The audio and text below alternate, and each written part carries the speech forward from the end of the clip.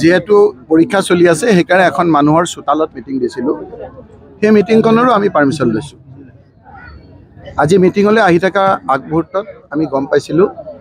যে আমাৰ ইয়াত যিটো গাড়ী ভাঙে আৰু গাড়ী ভাঙিলেই আমাৰ ইয়াৰ এছপিয়ে কয় যে গাড়ী ভাঙাটো এটা বেলেবল অফেন্স আমি তেখেতসকলক মাতি আনি পেলাই আকৌ আমাৰ ষ্টেটমেণ্ট লৈ পেলাই ৰিলিজ কৰিছোঁ গতিকে গাড়ীবিলাকৰ বহুত আপোনাৰ এনেকৈ গাড়ী ভাঙিলে বহুত আপোনাৰ ইঞ্চুৰেঞ্চো কভাৰ নকৰে গতিকে আমি গাড়ীবিলাক আজি নানি মাত্ৰ তিনিখন আমাৰ মটৰচাইকেলেৰে মোৰ চিকিউৰিটি দুজন আৰু মই আৰু তানজিল আৰু এখন লৈ আমি আহি আছিলোঁ আহি থাকোঁতে পুলিচে আমিও গম পাইছিলোঁ তাত ৰখি আছে বুলি কিন্তু এনেকৈ ব্যক্তিগত গাত মাৰি পেলোৱাৰ বুলি আমি ভবা নাছিলোঁ এছপিক যেতিয়া ক'লোঁ এছপিয়ে ক'লে যে মই অচিক কৈ দিছোঁ আৰু সেইমতে মই এজন ছিনিয়ৰ মানুহ মই আগতীয়াকৈ যোৱাকালিও কথাখিনি জনাইছোঁ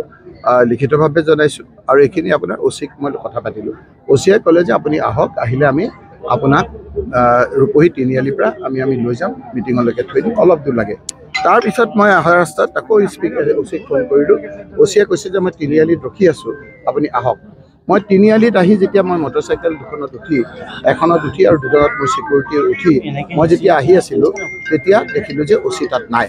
অচিক আকৌ ফোন কৰোঁতে ক'লে যে মই কলেজৰ ওচৰত ৰখি আছিলোঁ তাৰমানে অচি সেইফালেদি আহোঁতে যি 20-30টা ল'ৰা আমাৰ ডকাইত চুৰ দিন দুপৰত ৰখি আছে যিসকলক আমাৰ ইলেকশ্যনৰ সময়ত আমাৰ MLA সকলক গাড়ী ভাঙাৰ পিছতো বিভিন্ন ধৰণে অত্যাচাৰ কৰাৰ পিছতো কোনো একশ্যন হোৱা নাই হিমন্ত বিশ্ব শৰ্মা ডাঙৰীয়াই ৰাতি তেওঁলোকৰ লগত অপেনলি খোলাকৈ যেতিয়া কথা পতা আৰম্ভ কৰিলে তেখেতসকলৰ সাহস বাঢ়ি গ'ল আৰু সেইকাৰণে আজি দুৰ্দান্ত ডকাইত চুৰ মাৰ্ডাৰ কেছৰ আসামী স্পষ্টকৈ সকলো জানে ভিডিঅ'ত আমাৰ কথাবিলাক আছেই মোক তেওঁলোকে ব্যক্তিগতভাৱে তাত আক্ৰমণ কৰে হাতত বিভিন্ন ধৰণৰ অস্ত্ৰ শস্ত্ৰ লৈ আহিছে তেখেতসকলে অস্ত্ৰ শস্ত্ৰ লৈ মোক মাৰিবলৈ আহিছে আৰু তেতিয়া উপায়হীন হৈ মোৰ এজন চিকিউৰিটিটো ভয়ত পলালেই চিকিউৰিটিটো বোধহয় তেনেকৈয়ে দিছে তেওঁলোকে দিছে কাক দিব লাগে মই নাজানো কাক এজনৰ লগত একেবাৰে তেওঁ হেতাৰ ওপৰত লগাইছে তেওঁৰ গুলিৰ শব্দও মই শুনিছোঁ বোধহয় ওপৰলৈ দিছে তাৰপিছতে আমাৰ যি তিনিখন আমাৰ মটৰচাইকেল আহিছিল সেই মটৰচাইকেলখিনি স্কুটাৰখিনি আপোনাৰ ভাঙিছে মই যেতিয়া তাৰপিছতো স্কুটাৰতে বহি আছোঁ তাৰপিছত মোক তেওঁলোকে হত্যা কৰিবলৈ বিচাৰিছে বিভিন্ন অস্ত্ৰৰে মোক মাৰিবলৈ বিচাৰিছে মোক এতিয়া মই এইবিলাক কথা নকওঁ আৰু মানুহৰ মন ভাঙি যাব বিভিন্ন ধৰণৰ অত্যাচাৰ কৰিছে মই এতিয়াও কেছটো দিবলৈ যোৱা নাই নিয়মতে এইটো চৌমতৰ কেছ তেওঁলোকে ল'বই লাগে কোনে মাৰিছে এই কথাখিনিও তেওঁলোকে নিজে দেখিও আছে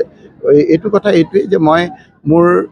4বাৰকৈ আক্ৰমণ কৰাৰ পিছত পুলিচে এটা এছেছমেণ্ট কৰে বছৰি যে কাক চিকিউৰিটি দিব লাগিব কাক আপোনাৰ এস্কৰ্ট দিব লাগিব সেই অনুপাতে যেতিয়া সৰ্বানন্দ সোণোৱাল ডাঙৰীয়া মুখ্যমন্ত্ৰী আছিল মোৰ বিৰুদ্ধে আপোনাৰ বিভিন্ন ধৰণৰ ভিজিলেন্স কেছ লগাইছিল কিন্তু তেওঁৰ দিনৰ ইণ্টেলিজেন্সে তেওঁৰ পুলিচে গম পাইছিল যে মোক আক্ৰমণ কৰিব বহুতে ইতিমধ্যে 4-5টা ৰেকৰ্ডে হৈছে আপোনাৰ পুলিচত গতিকে মোক এস্কৰ্টখন আঁতৰোৱা নাছিল আজি কেইদিনমানৰ আগত আপোনাৰ স্পীকাৰক জনোৱাৰ পিছত স্পীকাৰৰ এখন চিঠি দিয়া ৰেকৰ্ড মোৰ তাত আছে মাজতে মোক তেওঁ এস্কৰ্ট দিলে কিন্তু পিছত আকৌ এস্কৰ্টখন উঠাই দি আজিৰ তাৰিখটোৰ লগত ডাইৰেক্টলি মুখ্যমন্ত্ৰী জড়িত নহয় এছপি কোৱাৰ পিছত অন্ততঃ এছপিয়ে এইখিনি কথা ল'লেহেঁতেন অচিয়ে অন্ততঃ নিজেই দায়িত্ব লৈ এই কামখিনি অকল মোৰ মিটিঙলৈ ইয়ালৈ অহাৰ ক্ষেত্ৰত অকণমান সুবিধা কৰি দিলেহেঁতেন গতিকে তেওঁ ভাবিছে যে একফালে গৌৰৱ গগৈক আক্ৰমণ কৰিছে একফালে ভূপেন বৰাৰ পৰিয়ালক তেজপাত আদি কৰি পেলাই আপোনাৰ বিভিন্ন ধৰণেৰে তেওঁ আজি ষড়যন্ত্ৰ কৰিছে আৰু মোৰ মুভমেণ্টটো ৰেষ্ট্ৰিক্ট কৰিবলৈ বিচাৰিছে আজি আপোনালোকে দেখিছে মই ধুবুৰীলৈ গৈছোঁ তাতো কোচ-ৰাজবংশী মানুহসকলে আহিছে বিভিন্ন জাতি সম্প্ৰদায়ৰ লোকে আজি কংগ্ৰেছলৈ আগুৱাই আহিছে আজিৰ তাৰিখটো বৰ গুৰুত্বপূৰ্ণ দিন যদি মই জীয়াই থাকোঁ বোধহয় মোক মাৰি পেলাব যদি মই জীয়াই থাকালৈকে মই মুখ্যমন্ত্ৰী হিমন্ত বিশ্ব শৰ্মাৰ কথাবিলাক ক'ম আজিৰ পৰা আৰু বেছিকৈ ক'ম ৰাইজৰ মাজত থাকিম খালি আমি এটা কথা কৈছোঁ যে সকলোৰে মিলনেৰে থকাৰ কাৰণে জাতি জনগোষ্ঠী সকলো মিলনৰ কাৰণে আমি যুঁজিম সাহসেৰে যুঁজিম মোক মাৰি পেলাই একেবাৰে উশাহ নিশাহ বন্ধ কৰাকৈ নামাৰালৈকে উশাহ থকালৈকে মই ৰাইজৰ পক্ষত থাকি ৰাইজৰ লগত যুঁজিম মই এটা সিদ্ধান্ত ল'ব লাগিব যে হিমন্ত বিশ্ব শৰ্মাৰ ভয়ত পেপোৱা হৈ মই ঘৰৰ ভিতৰত সোমাই থাকিব লাগিব নে মই ৰাইজৰ ওচৰত থাকিব লাগিব আজি মোক আক্ৰমণ কৰাৰ পাছতো মই ৰাইজৰ মাজলৈ আহিছোঁ আপোনালোকে মোক বিচাৰি ইয়ালৈ আহিবলগীয়া হৈছে এইকাৰণে মই কৈছোঁ যে কোনো ক্ষেত্ৰত মোক বাধা দি ৰাখিব নোৱাৰে আজি মই কংগ্ৰেছৰ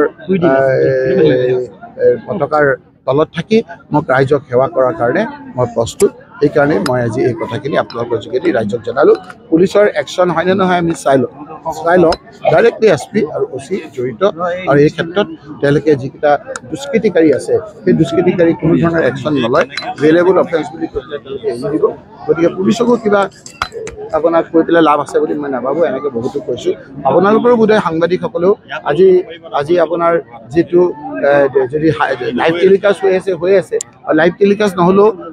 কাট এণ্ড পেষ্ট কৰি কিখিনি কথা উঠায় সেই কথাখিনিতো আমি নাজানো কিন্তু মোক এনেকৈ কৰাটো মই ভাবোঁ যে এইটো এটা হিমন্ত বিশ্ব শৰ্মাই যে ভয় খাইছে সেইটো এটা জ্বলন্ত উদাহৰণ